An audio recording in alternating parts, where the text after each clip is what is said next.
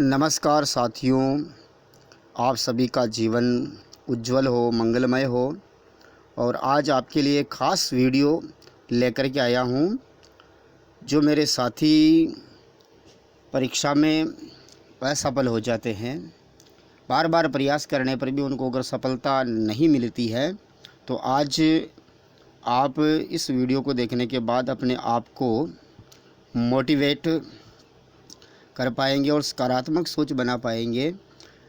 यदि आपको वृत्ति परीक्षाओं में सफलता चाहिए, तो सफलता के लिए एक हमें रणनीति बनानी पड़ती है। उस रणनीति के ऊपर हमें चलना पड़ता है, तब जाकर के हमें सफलता प्राप्त होती है। तो मैं आपके लिए लाया हूँ आज एक मोटिवेशनल वीडियो।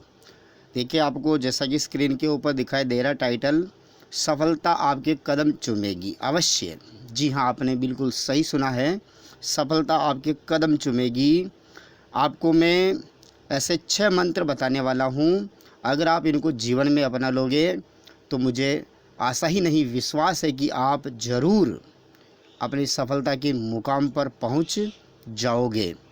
तो मेरे साथियों, आप सभी को पता है कि अभी भर्तियों की भरमार चल रही है।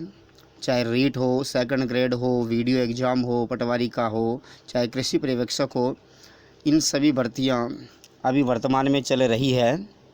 तो हम क्या करते हैं कि सभी भर्तियों में फॉर्म डाल देते हैं और हम थोड़ी थोड़ी तैयारी सबकी करते हैं और हमें सफलता किसी भर्ती में नहीं मिल पाती है।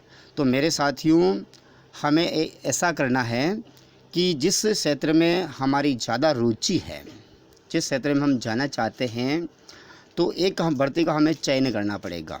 सबसे पहला बिंदु हमारा ये है कि किसी एक भर्ती का हमें क्या करना पड़ेगा, चयन करना पड़ेगा। यदि आपको शिक्षक बनना है तो सेकंड ग्रेड का ऑप्शन है, रीट का है, फर्स्ट ग्रेड का ऑप्शन है। तो आप अपनी इच्छा के अनुसार, आप अपनी पसंद के अनुसार, अपनी रुचि के अनुसार किसी एक भर्ती का आप क्या कर लीजिए, चयन कर लीजिए। क्योंकि हम सभी भर्तियों में उलझ जाते हैं, थोड़ी थोड़ी तैयारी सबकी करते हैं और सफलता हमें इन थोड़ी सी तैयारी से मिलने वाली नहीं है। लाखों की संख्या में अभ्यर्थी होते हैं, उनमें से हमें निकलना पड़ता है। आप जानते हैं कि एक अनार और लाखों बीमार वाली कहावत इस समय लागू हो रही है और भर्तियाँ समय पर नहीं हो पाती है, लेटल फीती हो जाती है, हाई कोर्ट में, कोर्ट में उलझ जाती है। इसलिए हमें किसी एक भर्ती को चयन करना है, उसको टारगेट करना है। तो सबसे पहला बिंदु हमारा ये होगा कि हमें एक भर्ती का हमें चयन करना है, ठीक है। फिर उसके अनुसार हमें क्या करना है, आगे की रणनीति बनानी है। तो हमारा एक भर्ती का चयन हो गया। उसके बाद हमें दूसरा बिंदु हमें क्या करना है, एक कठोर दिनचर्या बनानी पड़ेगी। मेरे साथियों, अगर आपको सफलता चाहिए तो कठोर दिनचर्या बनानी ही पड़ेगी, ठीक है। कम से कम आपको 13-14 घंटे पर डे पढ़ना ही पड़ेगा, ठीक है। तब जाकर के हम लाखों की संख्या में से आगे निकल पाएंगे, वरना हम उन लाखों के अंदर बेरोजगारी के इस जाल में फंसे ही रह जाएंगे और हम अपनी सफलता प्राप्त नहीं कर सकते हैं। तो आपको एक कठोर दिनचर्या बनानी पड़ेगी और उसका आपको क्या करना पड़ेगा, नियमित रूप से हमेशा पालन करना ही पड़ेगा। यदि हम कठोर दिनचर्या नहीं बनाते हैं, एक रणनीति नहीं बनाते हैं, तो हमें कब कितना पढ़ना है, क्या पढ़ना है, उसके बारे में हम सही तरीके से निर्णय नहीं कर पाते हैं। तो आप दूसरा काम कीजिए, एक कठोर दिनचर्या बनाइए, उस दिनचर्या के अकॉर्डिंग आप अपनी पढ़ाई जारी रखें, ठीक है। कठोर दिनचर्या बन गई कि मैं इसका 100% पालन करूँगा। उसके बाद आपको तीसरा बिंदु जो है, चयनित पुस्तकें पढ़ना। देखिए मेरे साथियों, इस समय मार्केट में बहुत सारी पुस्तकें हैं, पढ़ने का मैटर बहुत सारा है, परंतु हमें सभी मैटर हम नहीं पढ़ सकते हैं। कम समय में हमें ज़्यादा पढ़ना है। इसके लिए आपको क्या करना पड़ेगा, चयनित पुस्तकें ही पढ़ना पड़ेगा। आपको जिस लेखक की किताब अच्छी लगती है, जिसकी लैंग्वेज आपको अच्छी लगती है, उन किताबों को आप चयन कर लीजिए और उन्हीं किताबों को आप बार बार पढ़िए। कम से कम 5 बार तो उनको पढ़ना ही पड़ेगा, ठीक है। तब जा कर के वो चीज़ें आपकी मेमोरी में सेट हो पाएगी, ठीक है। उसके बाद आपको क्या करना है, आपने पुस्तकें पढ़ ली है, समय, चौथा बिंदु है कि आपको समय समय पर उनका वापस रिवीजन, दोहरान करना पड़ेगा। जैसे आज हमने पढ़ लिया, 2 महीने बाद उस चीज़ को हम भूल जाते हैं, तो आप अपनी दिनचर्या में दोहरान का टाइम भी डालिए कि मेरे को इन टॉपिकों को वापस क्या करना है, पढ़ना है, इसका दोहरान करना है। तो दोहरान करना बहुत ज़रूरी है। अभ्यास के बिना कुछ नहीं है। बार बार अभ्यास करने से व्यक्ति महान बनता है। आपने एक मुहावरा सुना ही होगा, ठीक है ना, चरैवेति चरैवेति, निरंतर चलते रहना, ठीक है। तो जो निरंतर चलता रहता है उसको सफलता मिलती है। और आपने एक दोहा सुना होगा, करत करत अभ्यास के जड़मति होत सुजान, रसरी आवत जावत के पत्थर पर पड़त निशान। तो बार बार अभ्यास करने से पत्थर के ऊपर भी क्या पड़ गए, निशान पड़ गए। तो बार बार अगर हम अभ्यास करेंगे तो कोई भी कठिन चीज़ होगी उसको अच्छी तरह से हम क्या कर पाएंगे, याद रख पाएंगे। उसके बाद दौरान हो जाने के बाद हमें क्या करना है कि जिस भी भर्ती परीक्षा की हम तैयारी कर रहे हैं उनके पुराने पेपर का हमें क्या करना पड़ेगा, विश्लेषण करना पड़ेगा।